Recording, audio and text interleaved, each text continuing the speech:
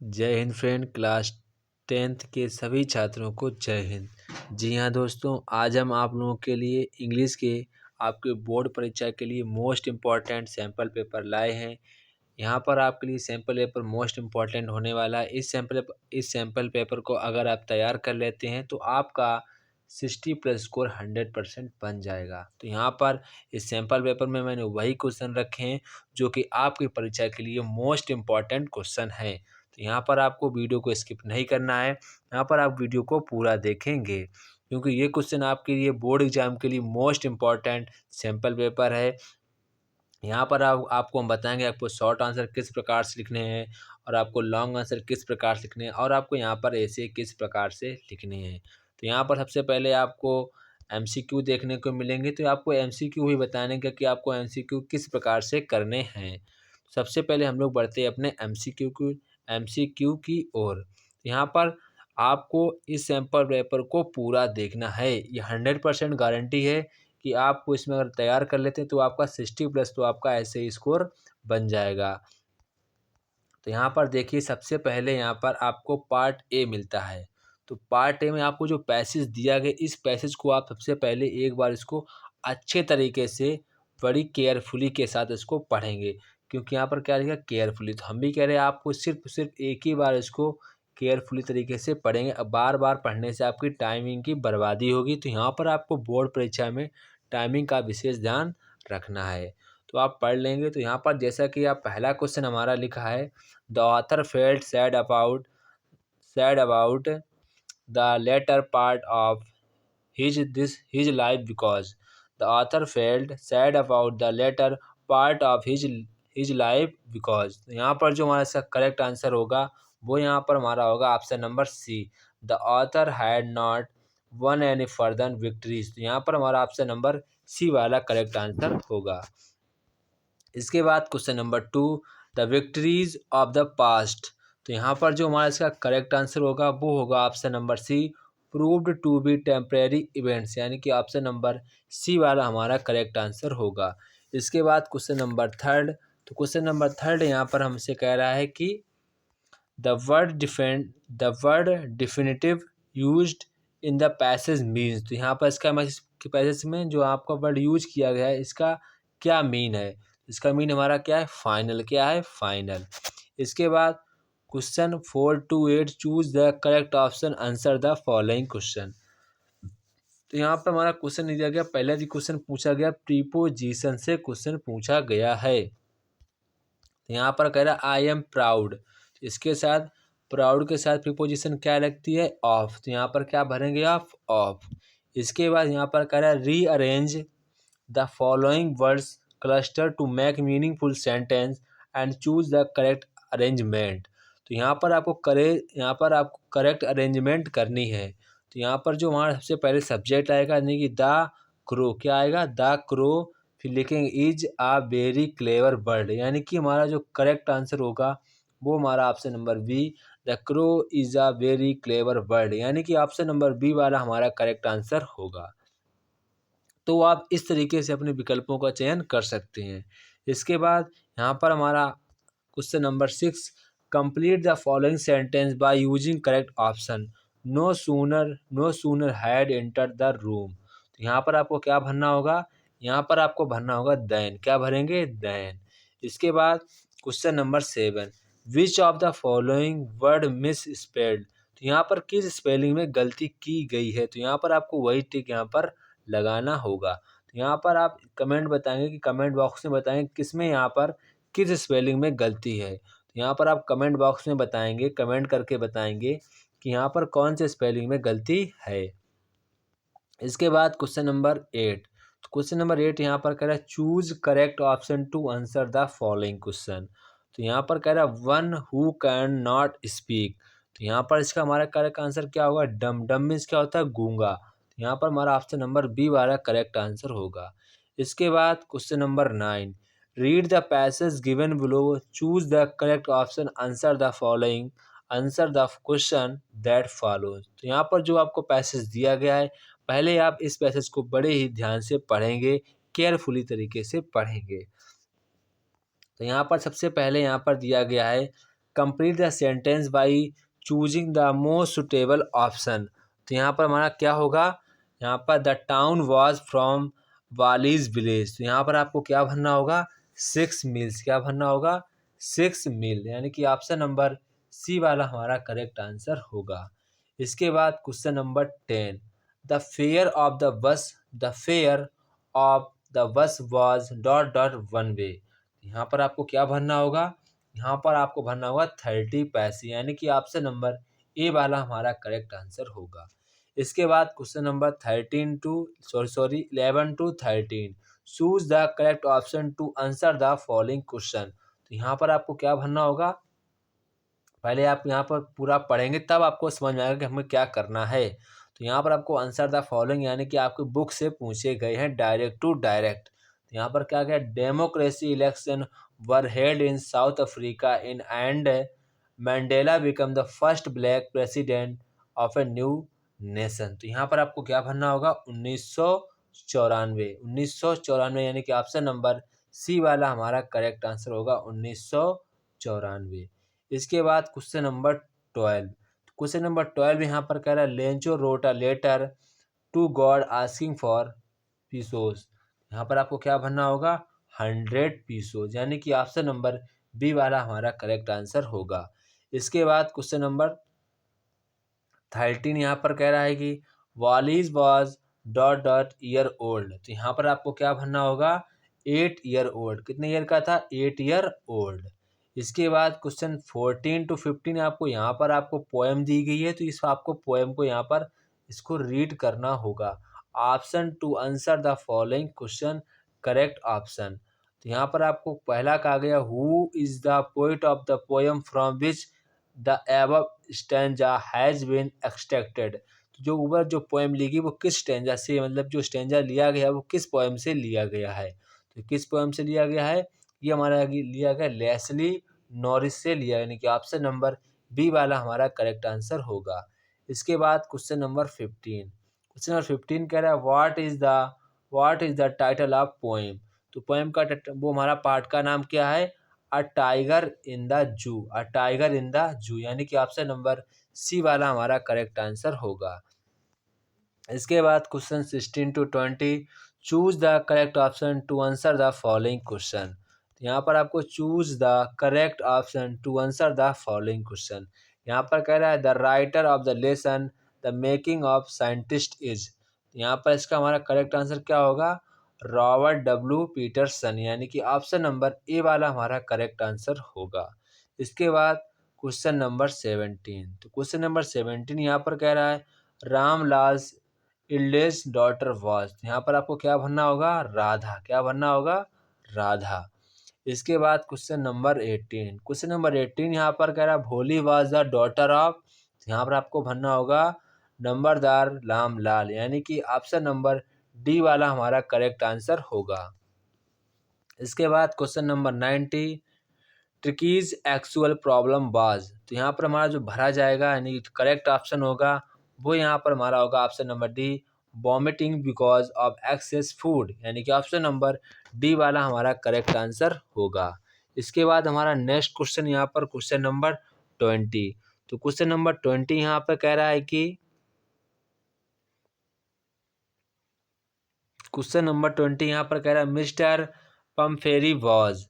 तो यहाँ पर क्या भरना होगा, यहाँ पर भरना होगा अ रिच लेडी। क्या भरना होगा, अ रिच लेडी। इसके बाद यहाँ से हमारा पार्ट बी स्टार्ट होता है, पार्ट बी। तो यहाँ पर आपको सबसे पहले पैसेज को अच्छे तरीके से रीड करना होगा ताकि आप इन सभी प्रश्नों के उत्तर दे पाएँ। सबसे पहले आप पैसेज को अच्छे तरीके से रीड करेंगे, यहाँ पर भी रीड करेंगे। तो यहाँ पर हमारा सबसे पहले प्रश्न पूछ रहा है why did poor women go to Buddha. तो बुद्धा के पास महिला क्यों गई थी। तो यहाँ पर आपको आंसर क्या लिखना होगा, सिर्फ आप सुनेंगे, आप बड़े ध्यान से सुनेंगे।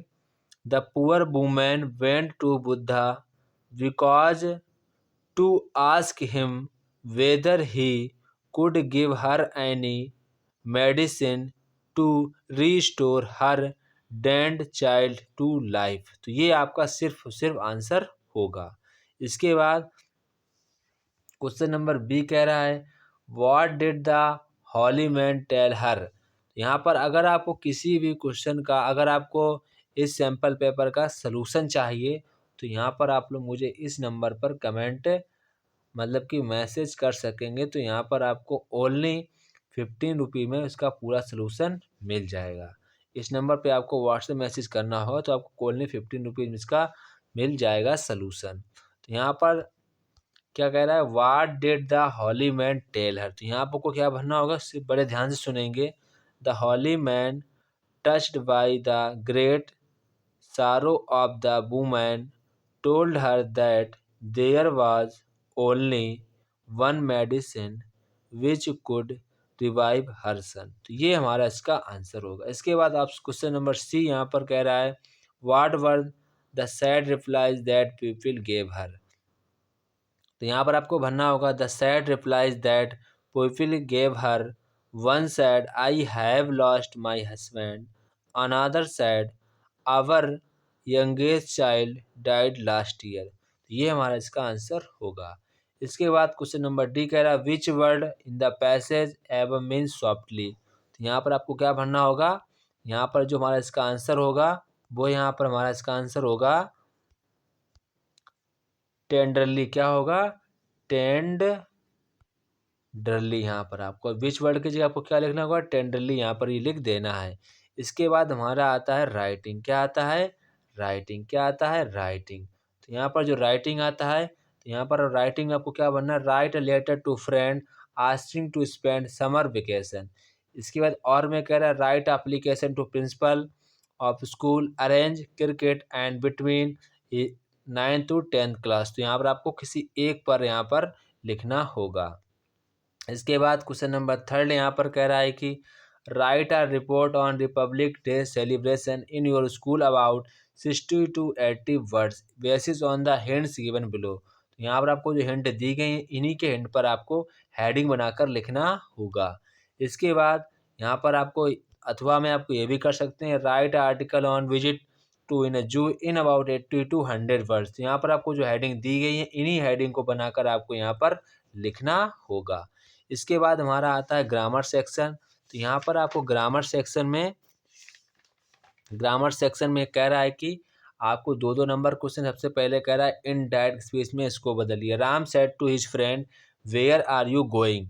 तो यहाँ पर आपको कन्वर्ट कैसे करेंगे, आप सबसे पहले लिखेंगे राम, फिर आपको लिखना होगा asked, Ram asked his friend, Ram asked his friend इतना लिखेंगे। फिर आपको यहाँ पर लिखना होगा Ram asked his friend where, where के बाद आपको लिखना होगा he, where he was going. तो ये हमारा इसका आंसर होगा। फिर से एक बार सुन लीजिए Ram asked his friend where he was going. इसके बाद हमारा नेक्स्ट यहाँ पर करा चेंज इनटू पैसिव वॉइस। यहाँ पर आपको पैसिव वॉइस में चेंज करना होगा। सबसे पहले आप क्या लिखेंगे, आई। क्या लिखेंगे, सबसे पहले आपको यहाँ पर लिखना होगा आई। क्या लिखेंगे, आई वॉज